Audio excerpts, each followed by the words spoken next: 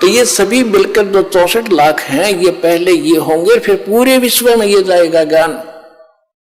पूरा पृथ्वी पर परमात्मा की भक्ति उसके बच्चे किया करेंगे। अपना आत्मा वो भक्ति बढ़ेगी कैसे? कितनी श्रद्धा, कितनी आस्था अपने बनानी पड़ेगी, तब जाकर ये बात सिरे चढ़ेगी। कैसे? लागी का मार्ग और है लग चोट काल जाकर के,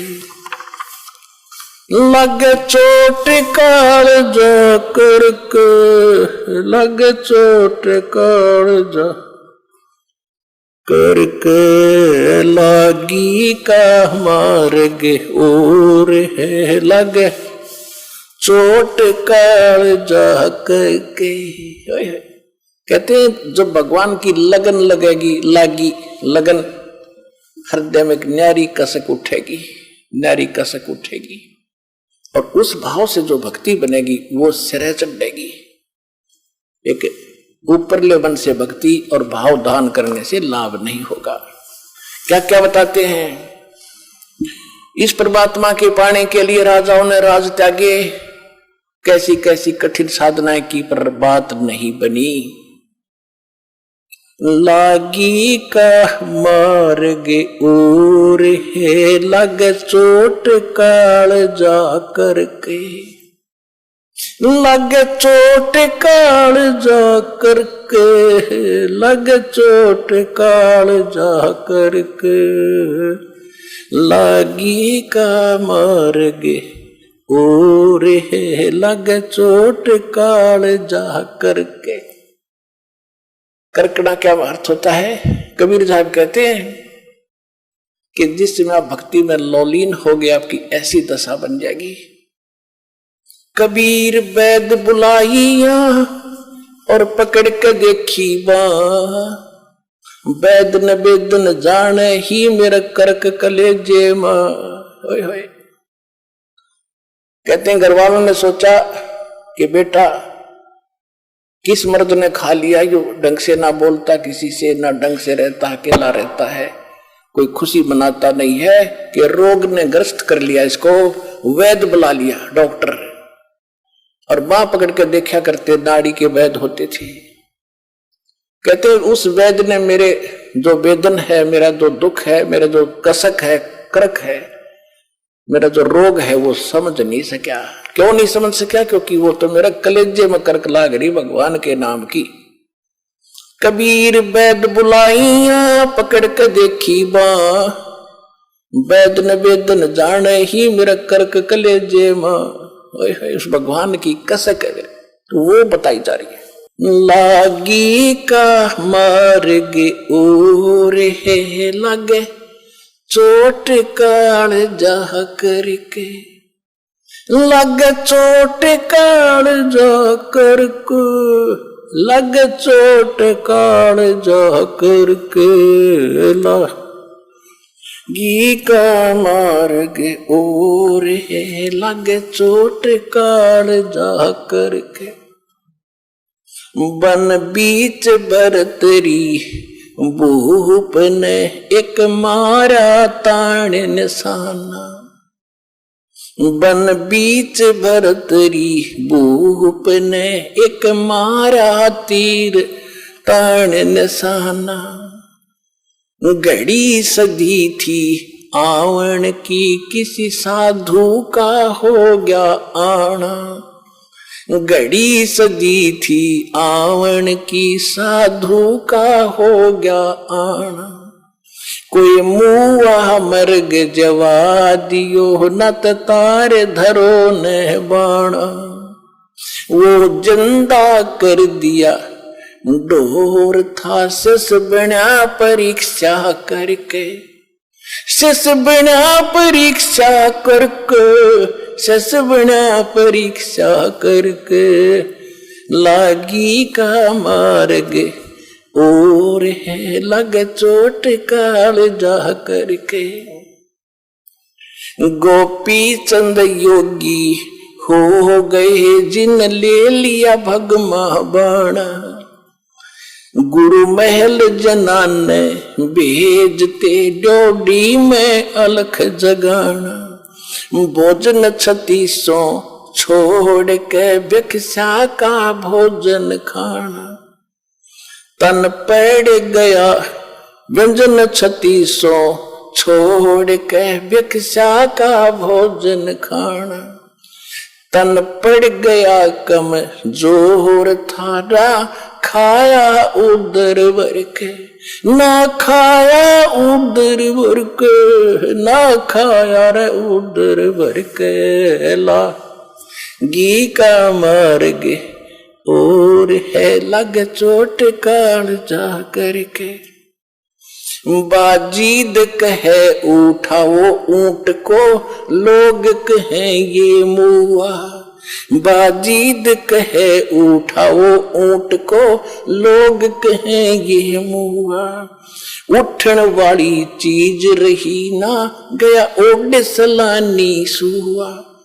उठन वाली रही उठन वाली चीज नहीं गया ओड सलानी सुआ।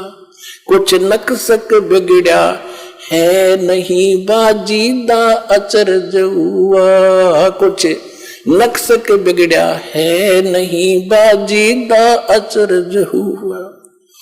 जिन करा अचंबा घोर था शस जिन तजा राजकाल से डर के।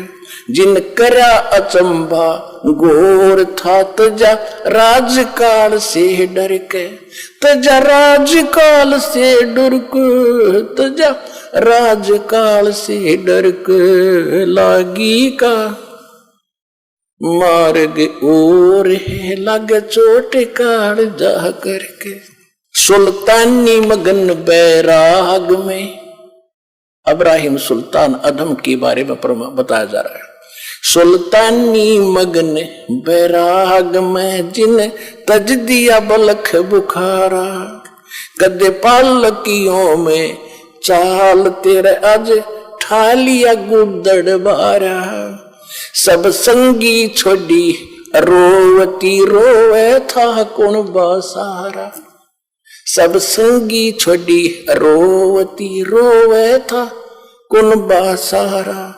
शोर मचारण वास में ना देखा पीछा फिर के। ना देखा पीछा फिर के ना देखा रे पीछा फिर के। ला गी का मार्ग और है लगे चोट काल जा करके। लागी का मार्ग और है लग चोट काल जा करके। लग चोट काल जा करके। लग चोट काल जा करके। लागी का मार्ग और है लग चोट काल जा करके। कुएं में शेख फरीद ने कैसी मीठी बोली बासा। कुएं में शेख फरीद ने कैसी मीठी बोली बासा। तुम चुन चुन कागा खा ली और मेरे हाडों पर का मासा। तुम चुन चुन कागा खा ली और मेरे हाडों पर का मासा। मेरी दो नैना ना छेड़ियो मोहे राम मिलन की आशा। मेरे दो नैना मत छेड़ियो रे मोहे राम मिलन की आशा। जिन करी तपस्या गोर थी वो होए आसरे हर के। वो होए आसरे हर के। वो होए रे आसरे हर के।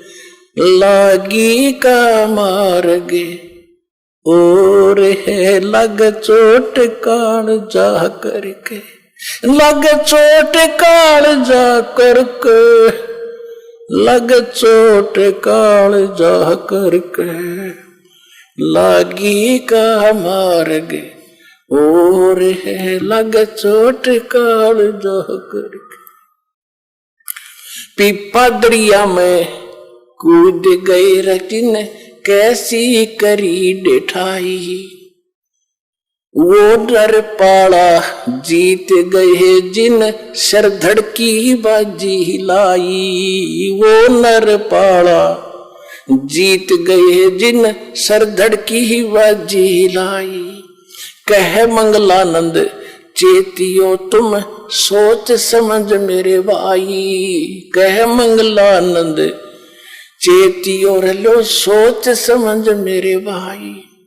बिन चेते यू झूठा शोर है, कुछ जाइयो सुकर्म करके, कुछ जाइयो सुकर्म करके, कुछ जाइयो रे सुकर्म करके, लागी का मार्ग और है लग चोट काल जा करके।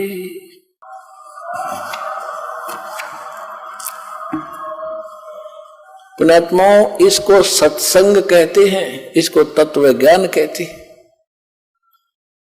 अब देखो, गोपीचंद यानी भर्तृ, ये दो अलग अलग थे। भर्तृ भी राजा थे, गोपीचंद भी राजा थे। भर्तृ जी एक दिन राजाओं में ये कुबद पैदा कर देता है, काल ये बकवाद घनी करते हैं, सारे पाप करते हैं, बेशक कितनी अच्छी आत्मा का हो। जंगल में गए हुए थे शिकार करने के लिए, सुबह सुबह एक मर्ग को मार दिया तीर से भर्तृ जी राजा ने। उसी समय गोरखनाथ आगे साधु, उसने कहा, रे ए भाई कौन है तू, और तूने ये भगवान का बच्चा क्यों मार दिया? भर्तृ ने कहा कि मैं राजा हूं, भर्तृ नाम है मेरा साधु। तो भले आदमी तेरे बेटे को कोई मार दे, तू क्या सजा देगा उसको कि उसकी खाल उतार दूं? तो ये भगवान का बेटा मार दिया तूने, तेरी खाल उतारेगा ये सुनने नहीं है, इसमें मालिक के हैं। तू तो 2 दिन का राजा है यहाँ, कल तेरी मृत्यु हो जाएगी, तू कहां जाएगा पता नहीं, फिर तूने बदला देना पड़ेगा, ये तेरा शिकार करेगा। अब उसमें भगवान से डरने वाले होते ही हैं, अच्छी आत्मा होती है जो आगे भक्ति करती हैं, चाहे वो राजा भी थे। तो कुछ संतोष हुआ, ज्यादा नहीं कुबद करी संत के साथ। उसने कहा कि यदि तू संत है, शिक्षा दे रहा है, तेरे पास कोई शक्ति है, इस मर्ग ने जीवित कर दे जो मैंने मार दिया, मैं तेरा चेला बन जाऊंगा। गोरखनाथ जी ने वो जीवित कर दिया और भर्तृ उसका चेला बन गया। तो भर्तृ को क्या मिला? खाक मिली। यानी इतनी सिद्धि वाला भी कोई संत हो और जिसके पास ये मंत्र नहीं है जो दास आज आपको दे रहा है, वो व्यर्थ है, यूजलेस है। अब ये सिद्ध करना चाहता दास आपको, फिर सुनिएगा। कुएं में शेख फरीद ने कैसी मीठी बोली भाषा। अब जो प्रसंग चला था भर्तृ का, उसने नाम ले लिया, राज भी त्याग दिया, लेकिन कुछ नहीं मिला। ये धक्के खा रहा इस काल के लोक में। अब शेख फरीद नाम के एक मुसलमान थे, बचपन से एक कसक थी उसकी, भगवान की घर भी त्याग दिया, एक ऐसे सूफी संत का चेला बन गया जाकर, जो एक आंख से काना था। काना मान एक आंख छोटी थी उसकी, वो खुद की भी छोटी थी एक आंख। यानी ये तो अलग प्रसंग है, लेकिन वो इतना सिद्ध प्रसिद्ध था कि जो भी वो वचन कह देता साफ ठीक हो जाता है, इतना सिद्ध प्रसिद्ध था। और वो सिद्ध कौन थे? वो पिछले ही आप जैसे जो अब भक्ति आप कर रहे हो ना, इसके बारे में बताया पर गरीबदास साहिब ने परमात्मा की महिमा के शब्द महल में सिद्ध 24 हंस बक्षोड़े विश्वे बीसा। कि इस जो नाम हम देते हैं आपको, इसमें 24 सिद्धियां आ जाएंगी आप में। और अगर ये इन सिद्धियों का तुमने प्रयोग करना शुरू कर दिया तो फिर आपकी टायर पंचर हो जाएगा, गाड़ी यहीं खड़ी रहेगी। अब वो प्रसंग नहीं है, दूसरा फिर सुनाएंगे। तो ये जो नाम आपको दे रखे, इसमें इसी सिद्धि बहुत आ जाएंगी, लेकिन आपने प्रयोग नहीं करना, नहीं तो आपकी प्रभुता हो जाएगी और आपकी पूंजी नष्ट होनी शुरू हो जाएगी, आप पार नहीं हो पाओगे। फिर भी अब क्या हुआ कि वो पहले आप यहां से चले, जो रह गए वो भटक रहे हैं, वही प्रसिद्धि हो पाई। उन्होंने किसी को कुछ कारण से प्रसिद्ध था, कोई किसी कारण से प्रसिद्ध था। गोरखनाथ भी ऐसे ही प्रसिद्ध था। जब परमात्मा के सामने आया तो उसकी अकल ठिकाना हुई कि गोरखनाथ सिद्धि में फूला, सिद्धि में भूला, टूणे टामन हांडे फूला, ये जंतर मंत्र जोग निभाई, काल चक्र तुम जोरा खाई, तुम हो जम की फर्दी माही। तब परमेश्वर से नाम लिया। कहते हैं सतगुरु कबीर गुरु और गोरख चेला, फिर 9 खंड में वो रमे अमेल अकेला। अब कहने का भाव यह है कि परमात्मा का बच्चा था। सभी शेख फरीद ने वो संत भी एक ऐसा सिद्धि वाला संत गुरु बना लिया वो, और उसकी साधना करता था। और अब शेख फरीद तो घर से निकला ही नहीं था कि किसी प्रकार मेरा मोक्ष हो, उसका दूसरा उद्देश्य नहीं था। तो वो तो जाते ही आश्रम में उसकी टेंट, ये एक ही भावना थी कि गुरुजी नाराज नहीं होने चाहिए, गुरुजी रुष्ट हो गए तो भगवान रुष्ट गया। यानी ऐसी कोई क्रिया मुझसे ना बने कि जिससे गुरुजी की आत्मा को ठेस हो। तो हर संभव कोशिश करके अपने गुरुजी को प्रसन्न करता था। और वो गुरुजी शेख फरीद की जी के ऊपर बड़ा प्रसन्न था। तो 5-7 और भक्त रहते थे आश्रम में। उनको जब देखा कि गुरुजी शेख फरीद के प्रति ज्यादा अट्रैक्शन है, तो ऐसा काम, ईर्ष्या होगी उनको, ऐसा काम करें कि गुरुजी इससे नाराज हो जाए, ऐसी कोई कहानी बनाए। अब वो नकली जो गुरु था, सिद्ध तो था लेकिन था नकली। वो क्या करता था, शाम के खाना खाते ही हुक्का मांगा करता था, हुक्का पीता था। और उन्होंने क्या कर रखा था, संत जी ने सोचा ये आपस में झगड़ा वगड़ा ना करेंगे, सबकी सेवा बांट रखी थी कि एक दिन सेवा ये करेगा, रोटी भी बनाओगा, हुक्का भी पिलाओगा, सारे काम यही एक करेगा। तो जिस दिन शेख फरीद का नंबर आया, उन दूसरों ने क्या देखा कि वो गुरुजी इतना क्रोधी था कि खाना खाने के तुरंत बाद 5 मिनट के अंदर 5 मिनट से पहले हुक्का चाहिए उसको पीने के लिए। वो लेट जाता था आश्रम में अलग से कुटिया। अगर 2-4 मिनट लेट हो जाता तो उसको इतना धिक्कार था, गुस्सा हो जाता था, उसको कई दिन सेवा से वंचित कर देता था, मुंह से नहीं बोलता था, बाहर एक साइड में बैठा देता था। तो वो ये चाहते थे कि इसके शेख फरीद के साथ कभी ऐसा बने, वो मौका देवा नहीं था। एक बार उन्होंने क्या किया कि क्या करते था, शेख फरीद ने खाना बनाया कि गुरुजी को खाना खिला जाता और उधर से आग पहले ही चालू कर जाता था हुक्के भरने के लिए। आग पहले ही बना तैयार रखता था। खाना खिलाकर बर्तन धोकर रखकर आया तो पीछे से उन्होंने क्या किया, वो ईर्ष्या करने वाले चेलों ने, गुरु भाइयों ने वह आग बुझा दी। और मौसम था वर्षा का थोड़ा सा, लेकिन वह आग बुझने की जगह नहीं थी। तो उसने उस समय ये ध्यान नहीं दिया आग क्यों बुझ गई। उसको तो ये चिंता थी कि आज तेरी करी कराई भक्ति गई और नाश हो जाएगा, गुरुजी नाराज हो गए और कोई आग नहीं, चूल्हा खत्म बंद हो गया। वहां से आधा किलोमीटर 1 किलोमीटर की दूरी पर नगरी थी, उसकी बाहर की तरफ उसने धुआं उठता देखा। वो दौड़ा गया। एक माई भोजन बनाने की तैयारी कर रही थी। ऐसे समाज यानी वर्षा के मौसम में लकड़ियां भी अच्छी नहीं, गिल्ली गाली सीली सी हो जाती हैं। वो मुश्किल से आग फूक मार कर बनाओ थी, धुएं में आंखें लाल हो रही थी। और शेख फरीद भाग्या गया कि माई आग दे दे, माई आग देना, माई आग देना। उसने देखा बाबा जी आ गया। वह थी गुस्से वाली, कहने लगी आग ऐसे नहीं मिलती, आंख फुड़वानी पड़ती, आंख फुड़वा ले तू अपने, तो फुड़वा ले आंख। अब उसने सोचा भाई आग मिल जानी चाहिए, गुरुजी प्रसन्न हो, आंखें फुड़वा लूंगा। माई ले, वो चिमटा दे के आंख काट के दर्दी, ले माई मैंने आग दे जल्दी, मेरे गुरुजी दुखी हो जाएंगे। और माई ने देखा तो उस बाबा का चेला है, गुस्से बता कह दी वाडर की कि वो तो शराब देगा, तेरा नाश होगा। उसने तो सारी आग निकाल दी जितनी बना रखी थी धड्डे बाबा जी। वो गाल के तो भाग लिया। उसने देखा कि आंख ताड़े छोड़ गई। अब रात होगी, रात न और सजावे कैसे। उधर से लड़के ने अपना पल्ला बांध, एक आंख पर ऐसे कपड़ा बांध लिया, गिर लिया मुंड उसके ऊपर। और गुरुजी ने पहली आवाज दी थी, आश्रम में प्रवेश हुआ था, अरे शेख फरीद इतनी देर कैसे लगा दी हुक्के को।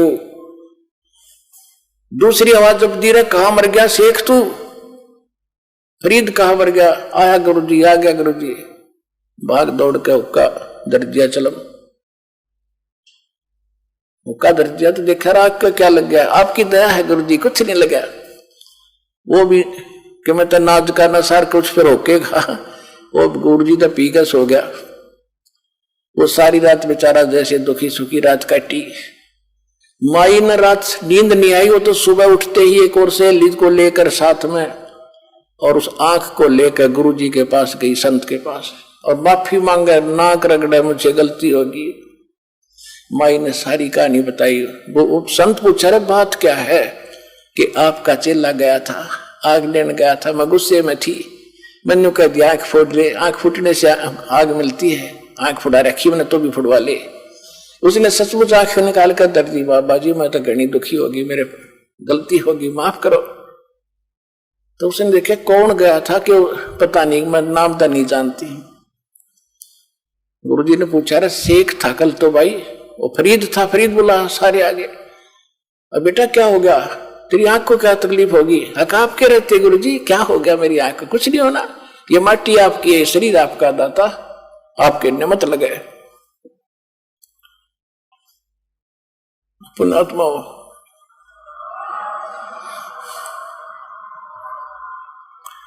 अब ऐसी समर्पित आत्मा और कहा जीवन नाश कर गई। दास ये बताना चाहता आपको। तो उसने कहा कि बेटा खोल इस पट्टी को। उन्होंने पट्टी खोली, आंख ठीक ठाक होगी, साबित आंख होगी, पर होगी छोटी, दूसरे वाली से छोटी होगी, पर आंख ठीक ठाक होगी। और वो आंख पड़ी माई के बर्तन में। अब उस कारण से सारे नगर में आसपास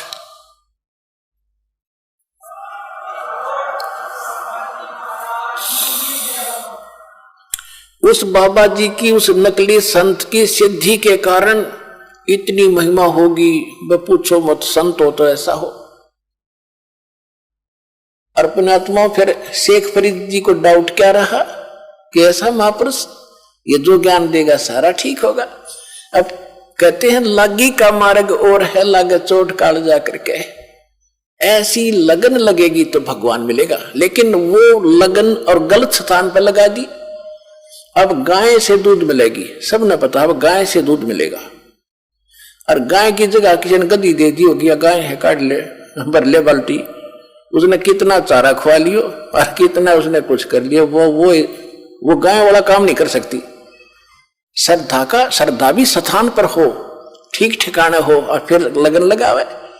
आम बबूल का बीज बोके और आम चाहने के लिए उसकी पूरी सेवा, अंत में बबूल ही लगेंगे, आम नहीं लगेगा। आम के लिए तो आम का बीज बोकर फिर वही लगन लगानी पड़ेगी, जिस तरह बबूल के पेड़ को प्रफुल्लित करने के लिए किया था। तो यानी आम का बीज बोकर भी वही श्रद्धा रखनी पड़ेगी, वही तरीका अपनाना पड़ेगा, तब ये बात बनेगी। फिर क्या हुआ, कुछ दिनों के बाद वो संत की मृत्यु होगी, सूफी संत मुसलमान की।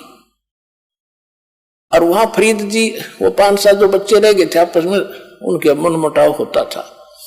तो वो क्या करता था, अपना वहां से निकल गया और एक कहीं जाकर साधना करी 12 वर्ष तक। और 12 वर्ष में केवल 1.25 मन अन्न खाया, 50 शेर 1.25 मन।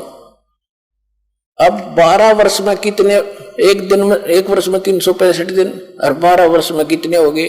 और प्रतिदिन एक इंसान जीने के लिए कितना भोजन खाता है?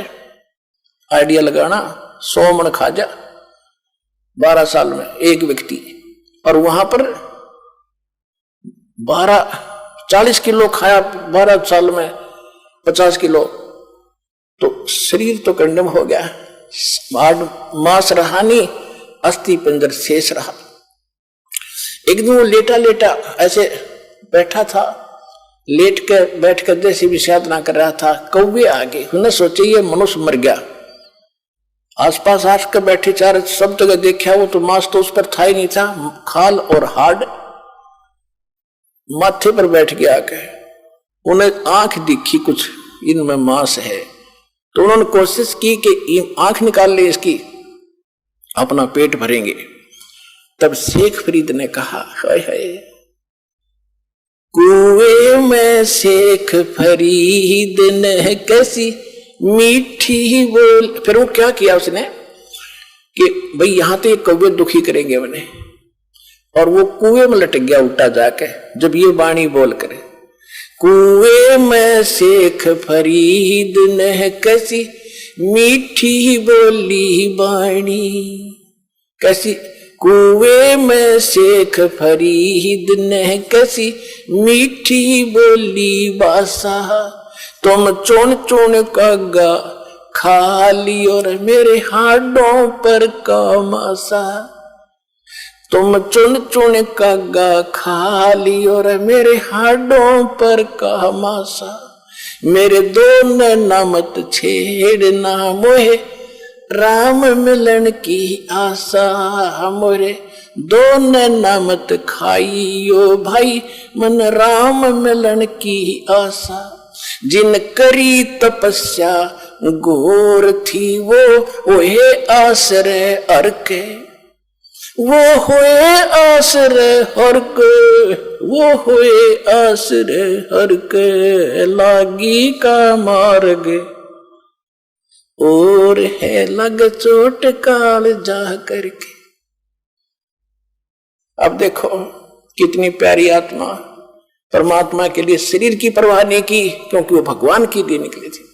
अब जैसे 12 साल और ये अन्न खावा, वो जीवित रह सकता है, लेकिन परमात्मा के नाम पर आश्रित था, तो उसकी लाज कबीर साहब रखते हैं कि तेरे नाम पर बैठे हैं, इसने ढोल दे डले, वो जब मानेगा जब कति कंडम हो लेगा। अब शेख फरीद ने सोचा कि भाई नाश बात बिगड़ गया था, ना भगवान मिला, शरीर अंत होने को आ गया, कौवे आंख भी खा जाएंगे, फिर मैं कितना जोगा नहीं रहूंगा, भगवान का दर्शन कैसे करूंगा। अब जैसा उस गुरुजी ने साधना बता रखी थी, वो तप करने लग गया बेचारा, वो तपस्वी थे। जैसी भांग उबो रहा था, वो चेले को शिक्षा दिया गया। अब चेला तो वही होता, उसने समर्पण कर ही रखा था, जो गुरुजी कह दी सारी सच्ची और ऐसा ही करूंगा, लेकिन उससे मिलना कुछ नहीं था जब तक पूर्ण संत नहीं मिलेंगे। अच्छा फिर क्या हुआ, उसने सोचा बाहर रहूंगा तो ये खाएंगे, कौवे खा जाएंगे। फिर कुएं में लटक गए, फिर वो यही अर्जी ला रहा था, रे कौवे मेरे आंखें छोड़ दियो भाई, क्योंकि बाहर तो आना ही पड़ता है थोड़ा बहुत फ्रेश फ्रूश होने के लिए भी। रो रहा है, फिर भी रो रहा कि भगवान मिला नहीं, अब क्या होगा, अब कहाँ जाऊंगा, जीवन अंत हो गया, दर्शन मालिक के हुए नहीं। अब परमात्मा आए, परमेश्वर जो भगवान है हमारे, जो जन मेरी शरण है ताका हूं मैं दास, गेल गेल लाग्या फिरूं जब तक धरती आकाश। ये शेख फरीद वही था जो इस कलयुग में भी चल गया था पिछली पीढ़ी से, और साथी मालिक ही था, सोच रखा था मैं जिस धर्म में जन्मया हूं यही से मोक्ष होगा।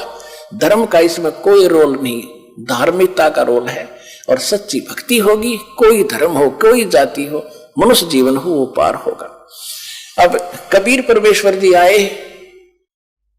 एक साधु रूप बना के, जिंदा महात्मा का, कुएं पर खड़े हो गए, रस्सा बांध कर वृक्ष के, और नीचे लटका हुआ था पैरों का बांध कर शेख फरीद। नीचे न सिर था, ऊपर न पैर थे। परमात्मा ने नो का नो पकड़ कर रस्सा बाहर निकालना, जो तड़प रहा था। अब पुकारता अपने अपने गीता अपने सुना करे, हमारा बाप ही कबीर साहब है, सत्य पुरुष है। जब उसने बाहर खींचा तो पहले क्या करते थे, पाली आ जाते थे ग्वाले, वो शेख फरीद तपस्या कुएं में करता था, बाहर आकर थोड़ी बहुत देर बैठता था, तो पाली उसके रस्से को पकड़ के डंडी से ऐसे हिला देते थे। वो कभी इधर लगता था कुएं में, कभी इधर लगता था, वो फिर यूं कर लेता था। पाली छोड़ छाड़ कर थोड़ी देर छेड़ छाड़ कर चले जाते थे, कोई बद्दुआ नहीं देता था। प्रार्थना करता था भाई ना छोड़ो मुझे, मैं अपना काम कर रहा हूं। तो उसने सोचा उस दिन कि आज तो ऐसा शरारती व्यक्ति आ गया, इसने मैं बाहर निकाल लिया। पहले तो छेड़छाड़ कर चले जाते थे, मैं थोड़ी देर में हो जाता था सेंटर में।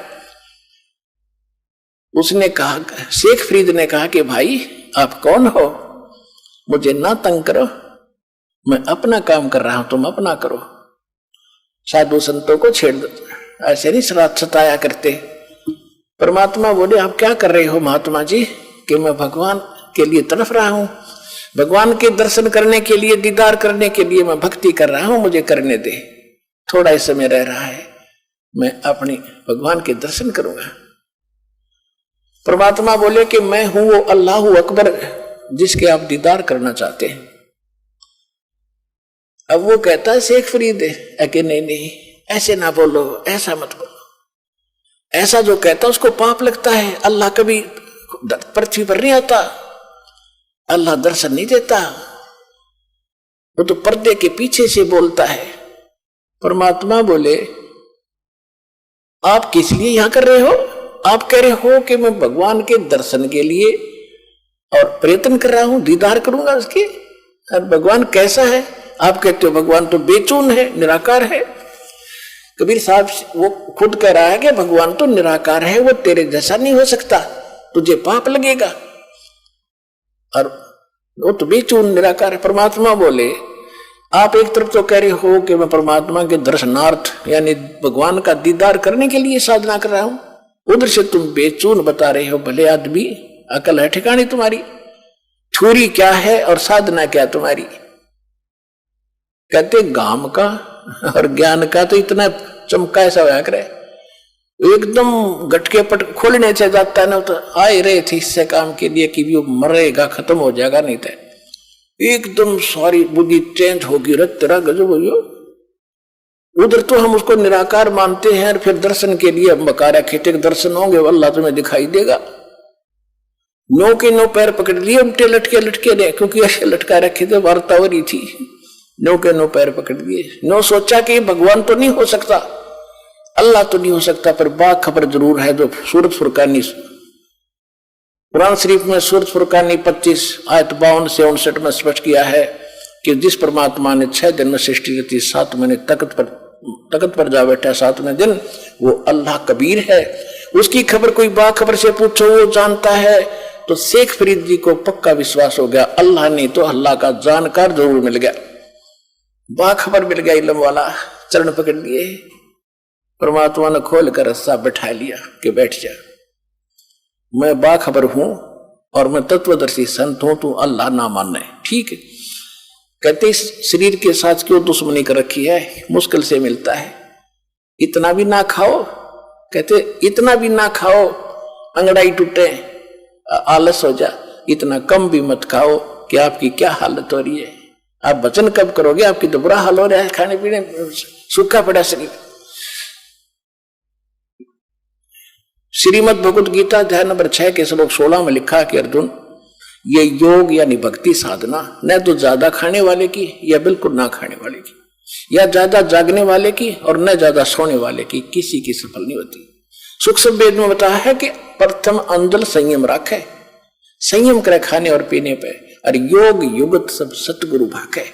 ये सब तरीका वो सतगुरु बतावेगा जब कभी आवेगा, तो कैसे भक्ति करनी चाहिए, कैसे रहना चाहिए। इन पिछले वालों की तरफ ना झांकना, उनने किक के डले ढोए थे, उनको खाक मिला, तब परमात्मा ने उसको कुछ आहार कराया, फूल फल खवाए, वो तो ताकत साथ थी दाता की। फिर उसको नाम दिया और कहा अब होगी तेरी मुक्ति बेटा।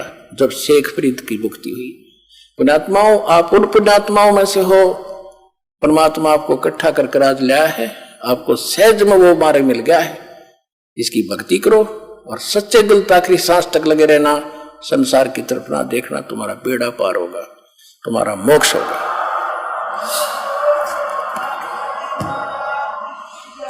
वो कंप्लीट कोर्स इस दास के पास है, परमात्मा कबीर जी का दिया हुआ है, और आपको और आपके 101 पीढ़ी पार होगी, लिख लेना बेच सकते हैं अगर सच्चे दिल तक लगे रहे। सत साहिब।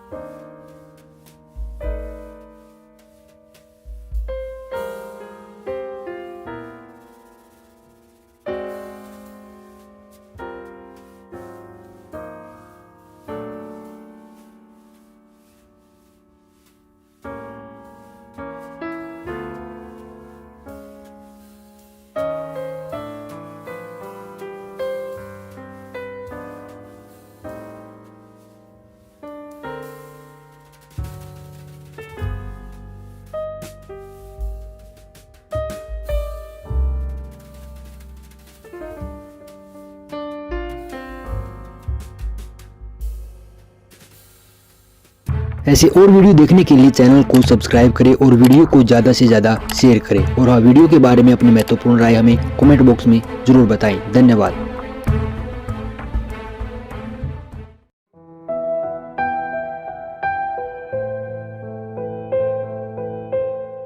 परमात्मा बंदी छोड़ कहते हैं भाई भक्ति करा करो गणी गणी। और ये समय ये दाव फिर नहीं लगेगा।